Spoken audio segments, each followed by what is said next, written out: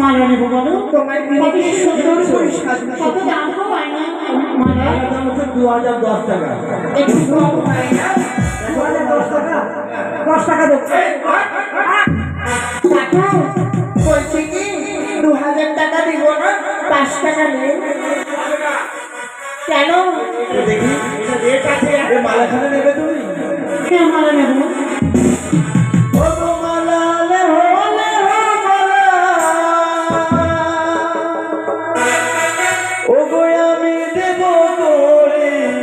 তোমার পিতা শাহ রাজা গো 15 লক্ষ টাকা ধারে তোমার পিতা শাহ রাজা গো